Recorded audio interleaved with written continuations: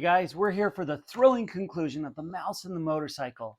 Now, remember to pay close attention because you have those couple of sentences to write. I know it's so hard to write a complete sentence.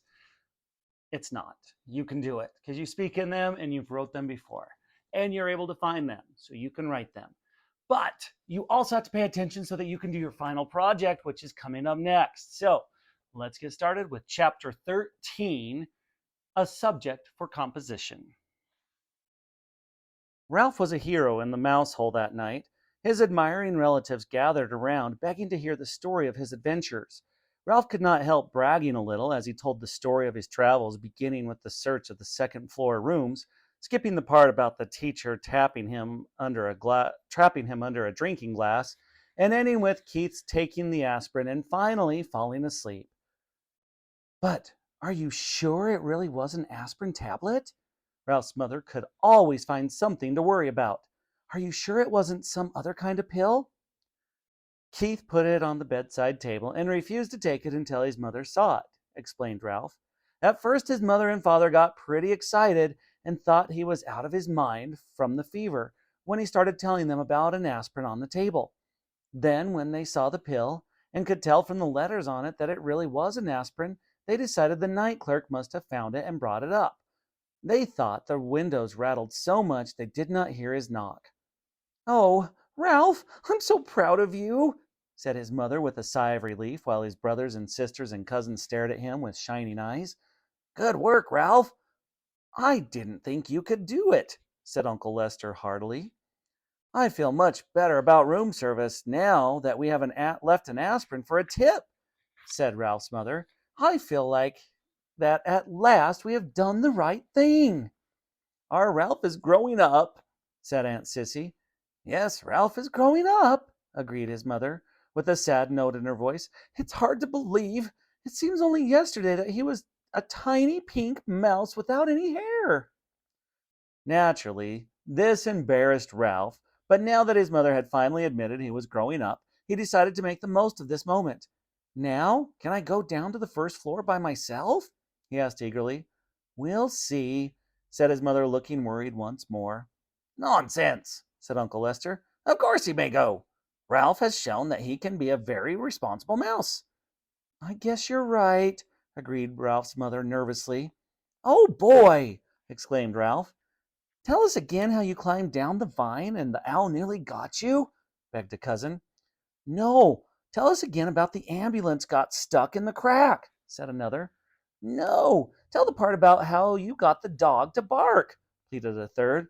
The only flaw in the evening for Ralph was the fact that he had not found the motorcycle on his travels through the hotel. Keith slept soundly on the next morning, although he still had a temperature. Ralph was pleased to see he was feeling much better. "Do you hurt any place?" Miss Gridley asked anxiously, after she had given her son the aspirin brought by the milkman. "Is your throat sore? Does your stomach ache?" Keith shook his head. "I just feel sort of tired."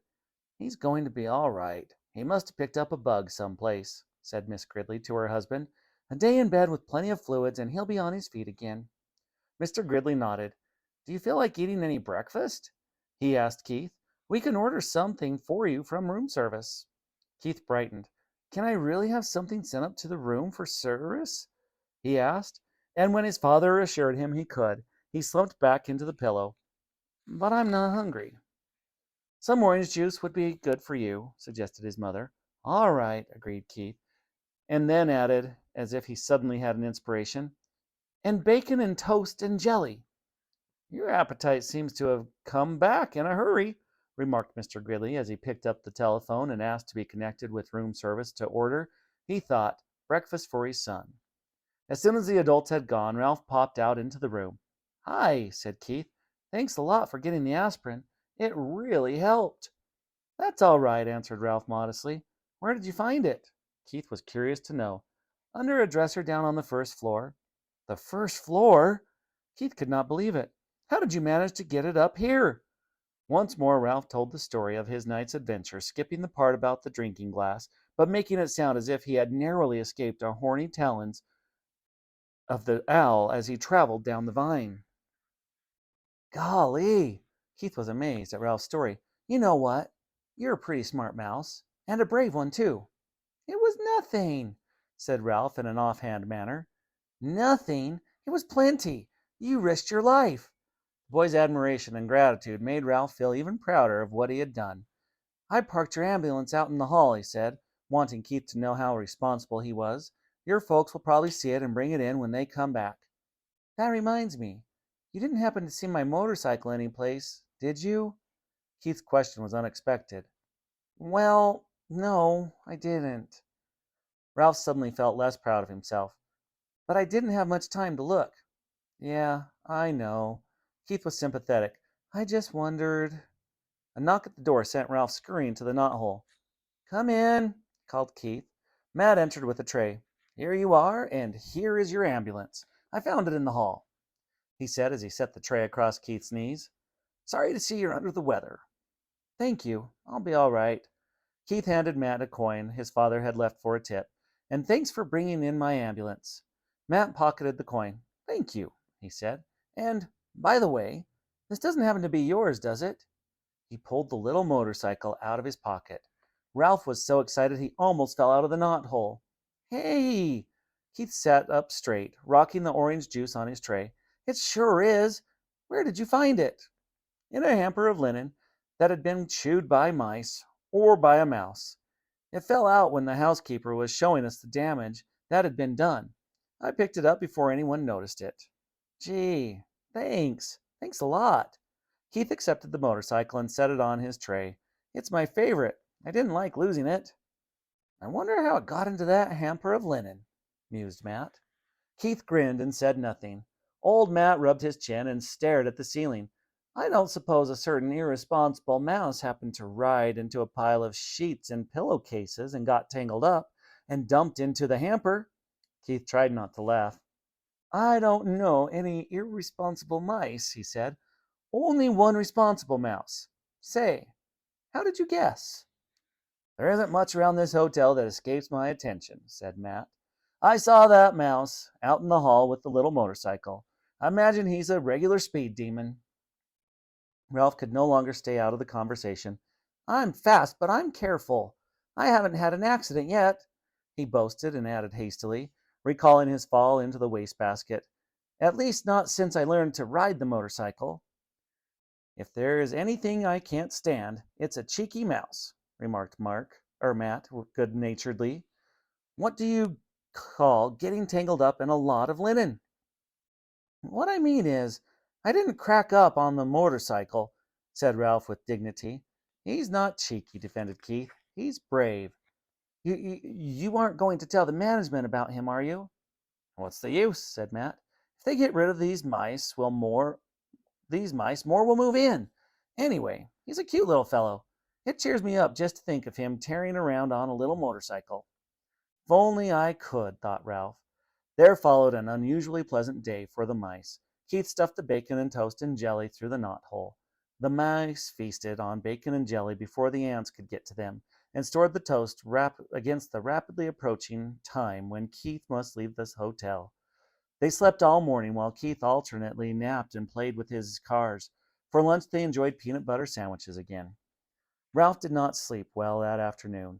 He found himself thinking of the tantalizing glimpse he had had at the ground floor and all of the opportunities it offered mice. Crumbs in the dining room, leftovers in the kitchen, scraps in the garbage. He lay daydreaming on a pile of shredded Kleenex.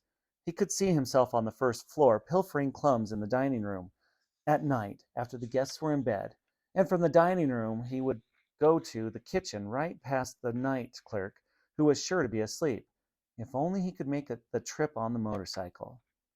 The thought of the motorcycle put an end to Ralph's daydream and made sleep impossible. After tossing about on his bed of Kleenex, he got up and poked his head through the knothole. Keith was awake, lying back on the pillows with his cars beside him. He smiled wanly at Ralph. How are you feeling? Asked Ralph. Sort of tired, answered Keith. Ralph climbed through the hole. Where are your folks?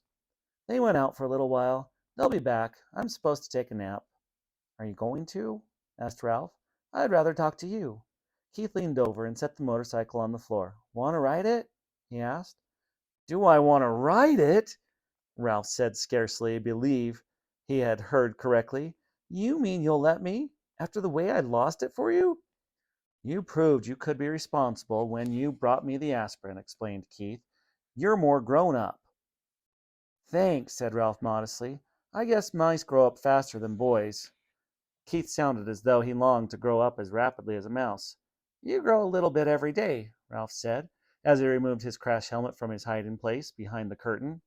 I guess you're right, agreed Keith. My dad measures me every 6 months against the door jamb of our kitchen back in Ohio, and each mark he makes is higher than the last, but I never feel myself growing. You wait long enough and you will be a grown up. Ralph felt as though he had said something very wise as he slipped the rubber band on the crash helmet around his whiskers. I guess so. Keith slumped back on the pillows.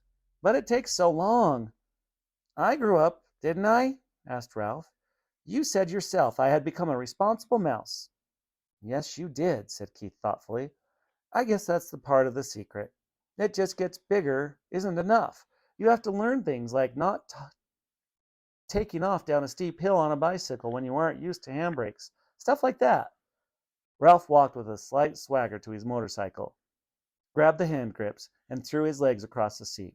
He remembered to pick up his tail before he started. He took off, across the carpet, and circled the room, covering the rough parts under the dresser and chair and coming to a halt beside the bed. She has good balance on a rough road, said Ralph with authority. She's a mighty fine machine. Say, Ralph, said Keith suddenly sitting up, how'd you like to come with me when we leave the hotel? Come with you? Ralph was stunned. He had expected to live and die in the Mountain View Inn, and now he was being offered the opportunity for travel that he had dreamed of. Yes, come with me to San Francisco, and then back to Ohio. Ralph's first thought was of the motorcycle. If he went with Keith, he would not have to be separated from the motorcycle. Keith must have sensed Ralph's thoughts because he said, You could ride the motorcycle every day. Ralph was silent. He had begun to think of other things, his family, the permission he had earned to visit the ground floor, Keith's family, and how they might feel about a mouse. Come on, Ralph, said Keith. You could travel in my pocket. Your mother doesn't care for mice, Ralph pointed out.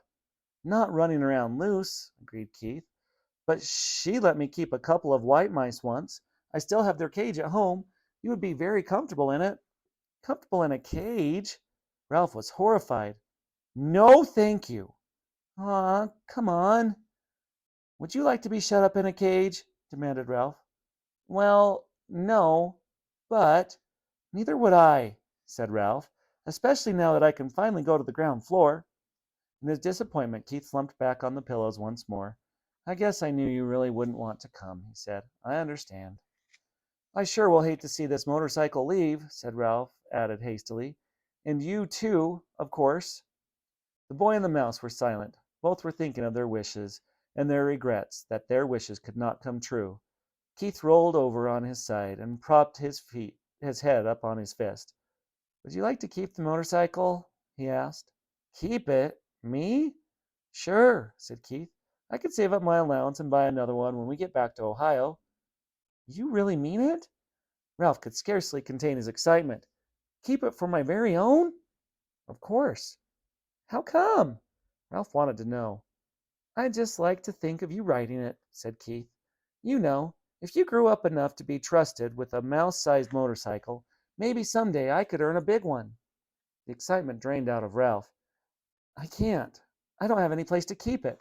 It's too big to go in the knothole, and I couldn't hide it behind the curtain forever because I've heard that after Labor Day, when there aren't many tourists, they take the curtains down to be cleaned. That is a problem, agreed Keith. There must be some place in a big hotel like this where you could keep a motorcycle. Ralph sat on the motorcycle thinking as hard as he could. In the closet? He couldn't get it out even when the door was closed. Under the bed? Eventually it would be found. How about downstairs? Suggested Keith. I could carry it down for you before we leave. There must be a good hiding place down there someplace. There's that big old clock my ancestor ran up, said Ralph thoughtfully. Nobody ever cleans under it, but frankly, I don't care to have it striking over my head. Keith thought a while. How about that big television set in the lobby? He asked. The noise shouldn't bother you because you would only go under it at night when everyone was asleep. Yes, Ralph was excited. That's a perfect garage. I saw it when I got the aspirin. The legs are just high enough for the motorcycle, but not quite high enough for the vacuum cleaner's attachment. Then it's settled, said Keith, and he added rather sternly, Ralph thought, but first you must ask your mother. Ralph dismounted and ran to the knothole. He was gone several minutes before he returned to announce in triumph, She says I can keep the motorcycle if I promise to drive carefully and wear my crash helmet every single time I ride it. Swell! Keith was just as excited as Ralph.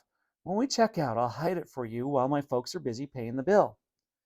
I can't thank you enough. Ralph fastened his crash helmet once more. I never thought I would have a motorcycle of my very own. Keith lay back on the pillow and smiled at the mouse mounting the motorcycle.